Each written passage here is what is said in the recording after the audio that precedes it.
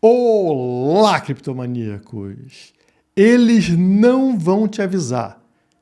O Banco Central dos Estados Unidos optou pela recessão e é você que vai pagar essa conta no final. Mas eles não vão te alertar sobre isso. Eles vão continuar falando que está tudo ótimo, que os bancos não correm risco nenhum, mas eu estou aqui para falar justamente a verdade que eles não querem que você escute. Mas antes de entrar nesse assunto, acabo de receber um pacote aqui internacional que veio da Ledger, lá da França. Eu falei, pô, deve ser uma carteira, né? Mas olha o tamanho desse pacote. Então, já que eu não sei o que é, vamos fazer um unboxing e descobrir o que veio nesse pacote enorme da Ledger lá de fora, né? Vou abrir aqui de qualquer forma. Eita! Olha só, pessoal. Aí, a Ledger, sério, não existe parceira melhor que a Ledger, né? Olha só. Uma carteira Ledger Nano X que custa o preço de um Gol Zero aqui no Brasil, duas Ledger Nano X, uma Ledger Nano S Plus, que é o preço de um Palio aqui no Brasil, e está aqui também uma outra Ledger Nano S Plus, 4 carteiras de última geração, as mais seguras do mercado. Obrigado, Ledger. Eu não sei exatamente para que eles mandaram. Uma deve ser minha, acredito, porque a minha tá velha, né? Eu tenho aqui, pessoal, você tá achando que eu tô brincando? Vocês acham que eu faço comercial aqui do que eu não uso? Vocês estão malucos, né? Essa é a minha velhinha, a minha Ledger Nano S, olha, velha de guerra, até hoje utilizada e agora, pelo jeito, vai ser substituída. E no caso, eu vou ver com a Ledger se eu não consigo, sei lá, sortear para vocês. O que vocês acham? Bota nos comentários aí, sorteio ou não sorteio? Fazer algum negócio para vocês, hein? Não vou usar 4, né? Vou usar uma, né? Vou pegar uma para mim. Só aqui vou fazer alguma coisa com vocês. Coloque nos comentários sugestões do que fazer com essas carteiras aqui, tá?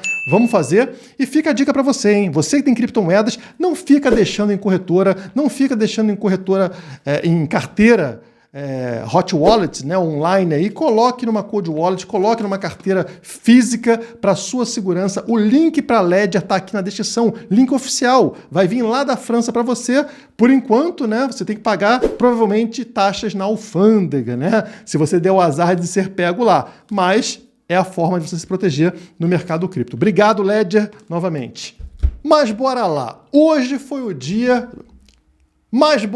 Hoje foi o tal comitê onde o Banco Central dos Estados Unidos decidia sobre taxa de juros. Mas antes de chegar no dia de hoje, o Elon Musk, sim, o dono do Twitter, o dono da Tesla, o dono da SpaceX, fez um comentário ligado a esse evento que acontecia hoje. Ele disse o seguinte, ele postou aqui, ó, traduzir para vocês aqui embaixo.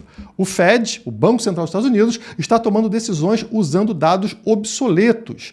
É como dirigir um carro olhando pela janela traseira. O que ele está falando é que o Fed está tomando decisões sobre taxa de juros, sobre inflação, olhando para dados históricos, ou seja, olhando para o passado. Eles não percebem o que hoje já está acontecendo, que é uma recessão nos Estados Unidos, é um quebra-quebra bancário, e eles continuam avaliando números que estão para trás. Então Elon Musk já estava preocupado com relação à medida que o Fed ia tomar no dia de hoje. Ele estava falando, o Fed para de subir taxa de juros, isso vai gerar uma recessão. E o que o Fed fez? Ignorou solenemente, claro, né?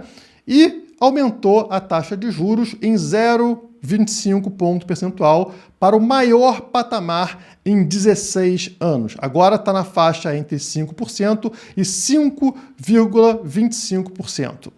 E eu aposto aqui com vocês que essa foi a última alta do Fed. Eu já falo há algum tempo que isso iria acontecer.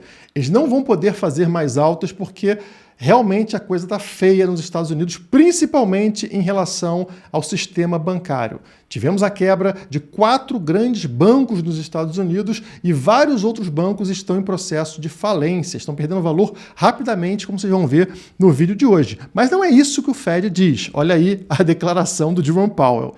O sistema bancário dos Estados Unidos é sólido e resiliente. Marquei em vermelho porque a gente vai verificar se essa frase faz sentido. Condições de crédito mais apertadas para famílias e empresas devem pesar na atividade econômica, nas contratações e na inflação. Então ele está falando assim, estou realmente pesando a mão na taxa de juros e isso vai gerar problemas para famílias, para empresas, para atividade econômica e também vai reduzir a inflação. Então para reduzir a inflação a gente vai ferrar a vida de todo mundo aí no mercado. Ou seja, o Estado criou um problema de inflação e quem vai se ferrar nessa história, claro, é você. Mas vamos voltar para a frase marcada em vermelho. O sistema bancário dos Estados Unidos é sólido e resiliente. Vamos ver, né? Então quebrou 4 bancos e aqui a gente tem o próximo que está na fila, que é o PacWest. O PacWest fechou o dia aqui em $6,42, mas estamos aqui no After Hours. Após o fechamento da bolsa, a gente continua vendo a avaliação do mercado com relação às ações do PacWest. E, pessoal, o negócio tá feio. Como vocês podem ver aqui no lado, no After Hours, né, no pós-mercado, já está em 2,75, ou seja, uma queda de 57%. O banco está falindo numa velocidade incrível, ou seja, com a subida da taxa de juros, você enforca ainda mais os bancos americanos. E foi essa a aposta do Jerome Powell. Foi essa a aposta do Banco Central dos Estados Unidos. Vamos aumentar a taxa de juros mesmo assim. E como é que o mercado está reagindo a isso? Vamos quebrar os bancos, né? Ou seja, vamos tirar dinheiro dos bancos porque os bancos estão realmente muito arriscados. E é o que o mercado está fazendo. Está quebrando mais bancos, como, por exemplo, o PacWest no mesmo dia. Guilherme, mas é só mais um banquinho, né? Foram só 4 banquinhos, agora é o 5º banco que está quebrando. Qual é o problema com isso? Não é nada demais. Lá em 2008, naquela crise econômica de 2008, foram mais de 150 bancos, né? Qual o problema de 5 bancos somente?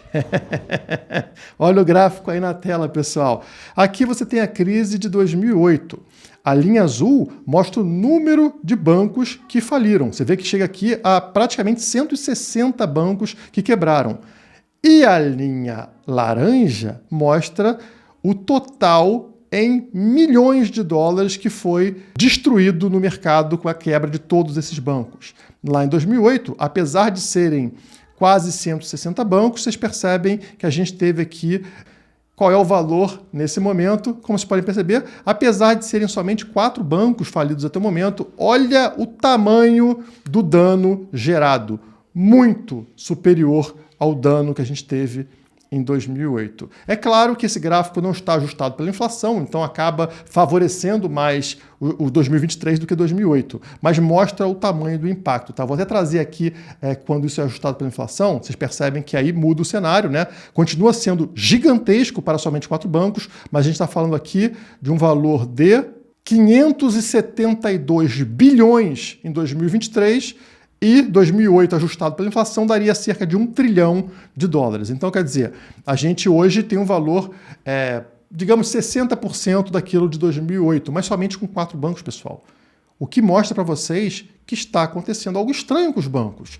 Porque 150 bancos, 1 trilhão, 4 bancos, 600 bilhões, peraí, tem algo estranho. E o algo estranho é isso que vocês estão vendo nesse gráfico. Cada bolinha desse gráfico representa um banco, tá? E o tamanho da bolinha representa o tamanho desse banco. Olha a quantidade de banquinhos pequenos que nós tínhamos, ou seja, uma concorrência bancária, algo muito saudável, né? E quantos bancos quebraram em 2008? Então, muitos, né? 160 bancos, quase todos bem pequenos, foram quebrados lá em 2008.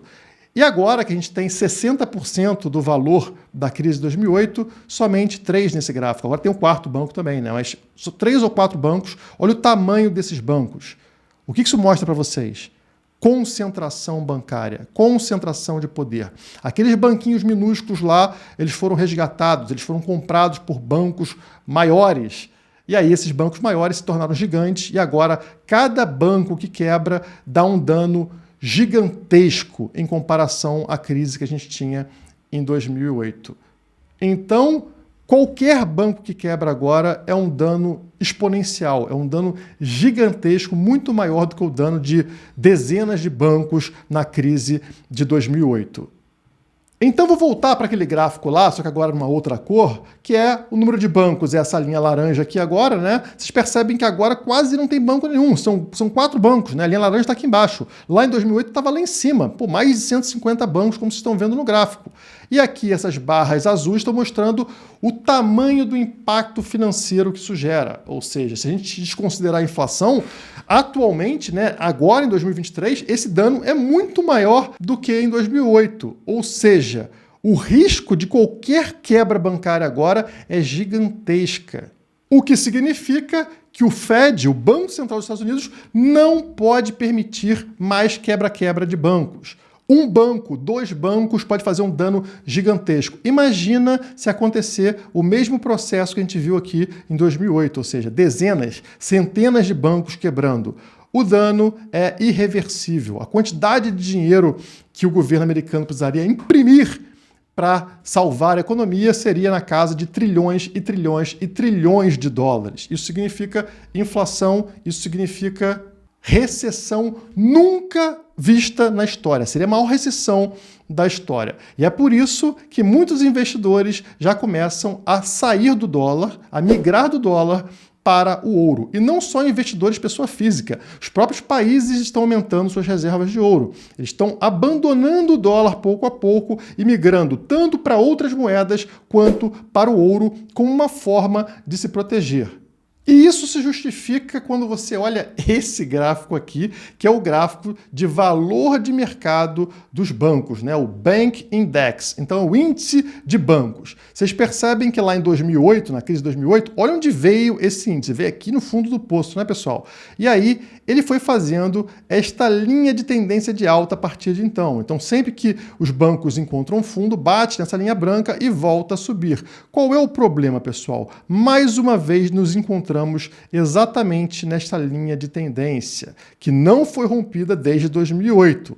Acontece que o Banco Central dos Estados Unidos decidiu aumentar a taxa de juros mais uma vez. Então é bem provável que aconteça um rompimento nesse gráfico aqui, dessa linha de tendência, que levaria ao quê? A um colapso, pessoal. Um quebra-quebra bancário, provavelmente. Esse gráfico aqui poderia desabar de volta para patamares lá de 2008. E o mercado começa a se assustar com essa possibilidade, porque a gente sabe muito bem quem vai pagar essa conta é quem estiver com dólares na mão. E aí a gente percebe que o ouro, né, nosso querido ouro, começa a subir. Caramba, pessoal, eu não tinha visto, hein? Eu não tinha visto ainda. Eu tinha colocado o gráfico aqui e não sabia disso ainda, pessoal. Está acontecendo exatamente o que eu estava falando com vocês. O ouro acaba de bater aqui sua alta histórica, tá? Ainda não, né? Porque esse gráfico aqui é o gráfico semanal, ele já rompeu aqui, ó, essa alta aqui da semanal lá de 2020, tá? Alta histórica. Claro, o pavio bateu aqui, bateu alta histórica, tá, pessoal? Avisando vocês aí, atualizando que ele chegou a bater alta histórica e agora fechando a semana acima desse patamar aqui de 2.034 dólares, a gente vai ter um novo fechamento semanal em alta histórica, tá? No momento está em 2.047 dólares para o ouro. Ou seja, os investidores começam a se proteger do dólar, tá? Eles estão correndo fora do dólar, comprando ouro para se proteger do que vem por aí, que provavelmente é uma recessão. Alguns vídeos atrás eu mostrei para vocês que quando o ouro bate alta histórica, o Bitcoin tem um movimento muito, muito forte na sequência. O Bitcoin acompanha o ouro com atraso, tá, pessoal? Então demora mais tempo o Bitcoin fazer um movimento, mas é um movimento seguindo o ouro e depois explode. Então, isso é muito positivo para o Bitcoin. Eu nem sabia que tinha acontecido, tá? Eu sabia que o ouro estava alto, mas que não tinha rompido essa linha amarela que está acontecendo agora. É uma notícia maravilhosa para a gente. Claro, para quem está se protegendo com ouro e com Bitcoin, né? Quem está em dólar, eu tenho uma má notícia para você, que é essa grande possibilidade de recessão. O mercado começa a sinalizar isso aqui para a gente, tá? E olha só, não só o mercado, não só eu e você, mas os países também. A demanda por ouro subiu para uma alta de 11 anos em 2022 na compra colossal do Banco Central. Bancos centrais comprando ouro numa quantidade maior do que 11 anos, tá? Então, a demanda anual de ouro saltou 18%. A chave para o aumento foi uma alta de 55 anos de 1.136 toneladas compradas pelos bancos centrais ao longo do ano. E por que está todo mundo comprando ouro, pessoal? Por que investidor está comprando ouro, país está comprando ouro? Tem alguma coisa acontecendo que não estão te contando, como não te contaram em 2008. E é por isso que eu estou aqui, pessoal. Eu estou aqui para te mostrar a verdade. Por que eles fazem isso? Vamos continuar aqui. É muita informação, espero que esse vídeo não fique gigantesco, como está ficando geralmente no canal, mas vamos lá.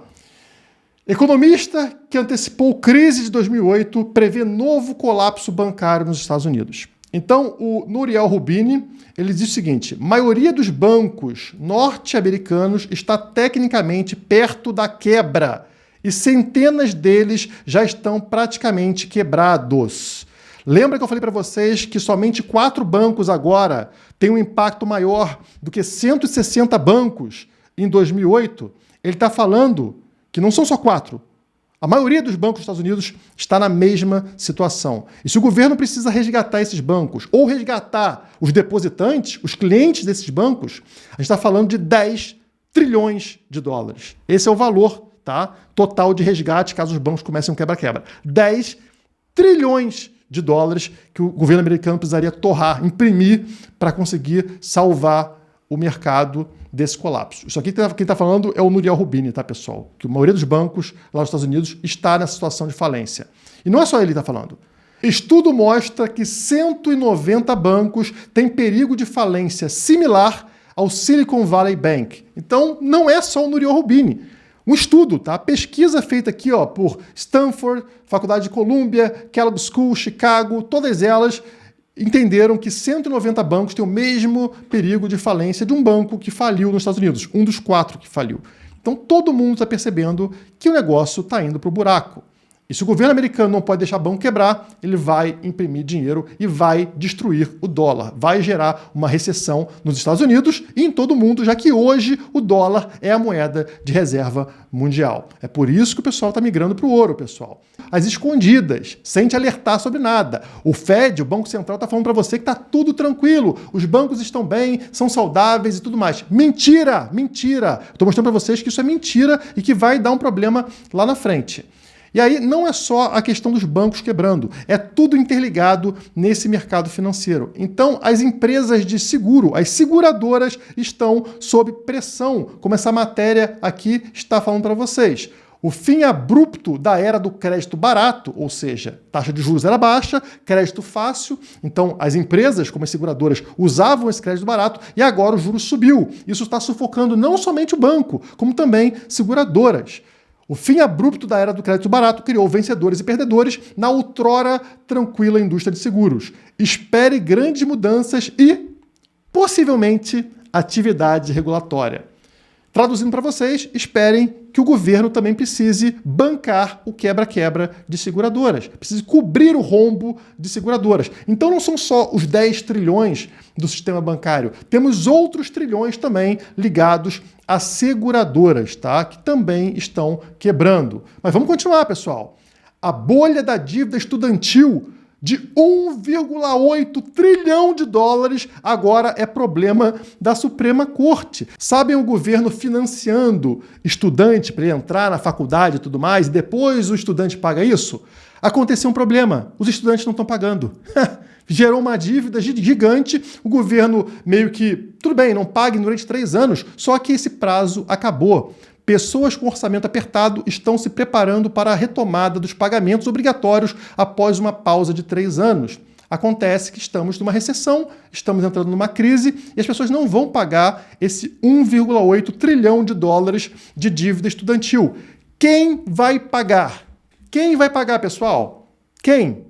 O Estado, né? Vai ter que imprimir, só que o Estado não paga nada. Quem paga é você. O dinheiro que existe no Estado é você que paga. Então, novamente, as pessoas que possuem dólar vão pagar essa conta trilionária também de dívida estudantil. Mas não para por aí, pessoal. Estamos aqui agora aonde? Na CNBC.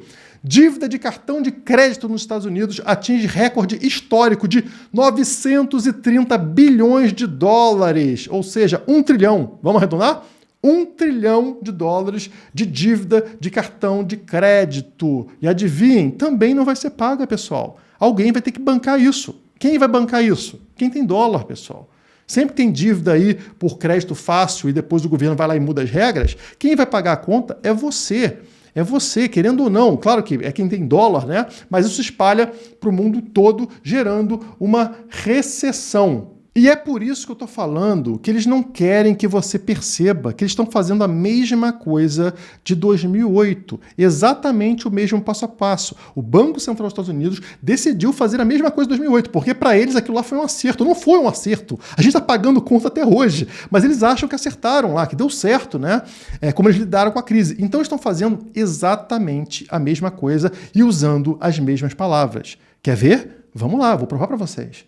Olha aqui. Matéria do The Wall Street Journal, 17 de março de 2008. Tá? Eu traduzi aqui com o Google Tradutor para facilitar para vocês. JP Morgan, vocês conhecem o nome, né? Recentemente compraram um banco, né? Compraram um banco, né? Acabaram de comprar um banco, né? JP Morgan compra, não é urso não, tá? Essa é a tradução errada com relação ao Bear Stearns, tá aqui, que é um banco que faliu em 2008. Então o JP Morgan não comprou banco só agora não, tá, pessoal? Ele já estava comprando em 2008, olha que coisa parecida. JP Morgan compra o Bear Stearns em liquidação, enquanto o Fed, o Banco Central dos Estados Unidos, amplia crédito para evitar crise. Então, JP Morgan comprando banco, mesma coisa que acabou de acontecer. JP Morgan acabou de comprar um banco, né, falido. Aí passou, continuamos em 2008, pessoal. Bernanke diz que Estados Unidos podem estar enfrentando uma recessão leve, tá? Então aqui, estamos no dia 10 de abril de 2008. Então, o banco quebrou, ele aparece aqui na mídia falando, recessão leve, tá? Estamos enfrentando uma leve recessão, nada demais. Passa mais algum tempo, ainda em 2008, e o que acontece? Crise em Wall Street enquanto Lehman Brothers cambaleia, Mary é vendida e AIG busca levantar dinheiro, ou seja, aqui estamos no auge da crise de 2008, quebra-quebra de todos aqueles 160 bancos, estamos falando de setembro de 2008. Mas, poxa, eles não tinham falado que era somente uma leve recessão? Meses antes, pessoal, a gente está falando aqui de abril para setembro de 2008. Era uma leve recessão e do nada, crise total. Não te avisaram sobre isso, né? Te enganaram. Era leve recessão? Como assim leve recessão? Quebrou tudo. Ninguém me disse nada. E aí descobrem anos depois que a Yellen, né, nossa palmeirinha da economia americana, temia estouro de habitação, mas não levantou alarme público. Então, quer dizer, eles sabiam, pessoal. Eles sabiam que ia estourar, eles sabiam que tinha um problema grave, mas eles não falaram para você, tá? É assim que o governo age, é assim que o Estado age. Eles se protegem, mas ele não protege você. Na verdade, eles se protegem ferrando você. Você paga a conta deles, inclusive, né? E é isso que eles fizeram em 2008. Mas isso ficou em 2008, né? Agora, 2023, não tem nada a ver com isso. Vamos ver aqui, pessoal, se não tem nada a ver. Estamos em 2023, tá, pessoal? Março de 2023. Silicon Valley Bank, por que entrou em colapso e este é o início de uma crise bancária? Então foi o primeiro banco que quebrou, né? Mas se questionou. Não, um banco quebrou. Lembra? Igual aconteceu lá em 2008. Quebrou um banco só. Beleza, tá quebrado. Aí, olha só a frase do Jerome Powell. Uma recessão leve agora é provável, esse ano, diz o Federal Reserve. Uma recessão leve é provável. Recessão leve, vocês já ouviram isso em algum lugar, né? Peraí, deixa eu voltar para 2008, pessoal. Não é possível. Recessão leve. Bernanke diz que Estados Unidos pode estar enfrentando uma recessão leve. Entendi.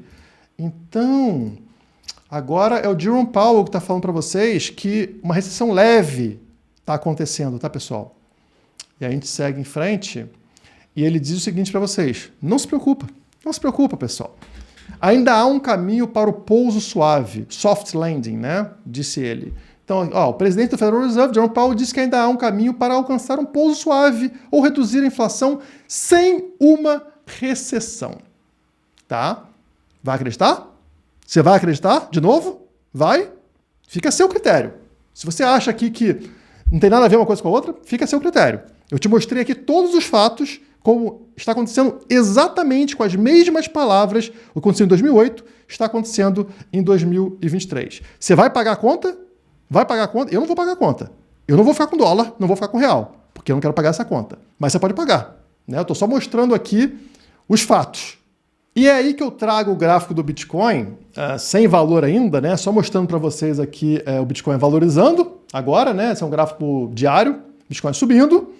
E aqui embaixo eu tenho o valor dos bancos, ó, banks, tá vendo? Caindo, negativo aqui. O que vocês estão percebendo é o seguinte, pessoal, os bancos estão morrendo, eles estão perdendo valor e ao mesmo tempo o Bitcoin, no mesmo período, está subindo, né? Ele vem crescendo enquanto os bancos vêm caindo. Esse é um processo natural. O Bitcoin está substituindo os bancos. O ouro também está sendo usado para se proteger do dólar. Então, no meio desse cenário catastrófico que a gente está vivendo aí, que eu estou achando que está muito próximo da recessão, como em 2008, os investidores estão utilizando ativos escassos para se proteger, já que a tendência é que exista impressão maluca de dólares e de outras moedas ao redor do mundo para pagar a conta.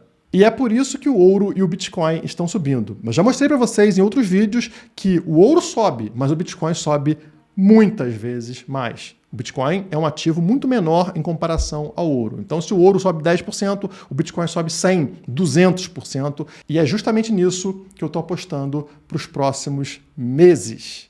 Não somente porque o Banco Central dos Estados Unidos vai ser obrigado a parar a subida da taxa de juros, na verdade vai começar a ficar 0 a 0, 0 a 0, 0 a 0 e vai inverter essa curva. Vai começar a ter uma queda na taxa de juros. Isso aqui é como se fosse uma turbina do foguete para ele decolar para os ativos de risco, como o Bitcoin é considerado. E também pela aproximação do halving, ou seja, a redução da recompensa aos mineradores, o aumento da escassez de Bitcoin. O Bitcoin, que já é escasso, vai se tornar ainda mais escasso ali no início de 2024. A aproximação desse evento faz com que o Bitcoin também tenha uma tendência de subir de preço. Tudo isso vai levar ele a subir. Podemos ter muita volatilidade no curto prazo, pode subir, pode cair, vai acontecer tudo. Mas a tendência de médio a longo prazo está cada vez mais forte no mundo maluco que a gente vive. Eu espero que você não fique preso a esse mundo maluco, dependendo de confiar na honestidade de políticos que não são honestos e vão tentar passar a mão na sua bunda, vão tentar te roubar. Então não espere para ver isso acontecer de novo, como aconteceu em 2008. Se proteja o que você quiser. Pode ser com ouro, pode ser com Bitcoin, mas desde que seja alguma coisa escassa e que tem demanda. E guarde o seu tesouro, guarde o seu ouro digital num lugar confiável, como por exemplo, numa Ledger Nano X maravilhosa. Obrigado, Ledger. Olha, guarde uma coisa assim, tá? Tem link aqui na descrição. Não guarde em qualquer lugar para não perder, tá? Principalmente não guarde em corretora, porque o governo vai lá tomar de você quando ele tiver sem dinheiro. Então, tá aqui a solução. Se você gostou desse vídeo é muito importante, hein, pessoal? Se você gostou, deixa o like e compartilha ele com aquele pessoal que ainda tá... vou comer picanha. O pessoal tá achando que vai comer picanha, tu vai comer rato, você vai comer grilo. Então, cuidado, pessoal. Compartilha isso para ajudar as pessoas a entenderem esse processo de recessão que está acontecendo nesse momento. Por hoje é só. Muito obrigado e até a próxima.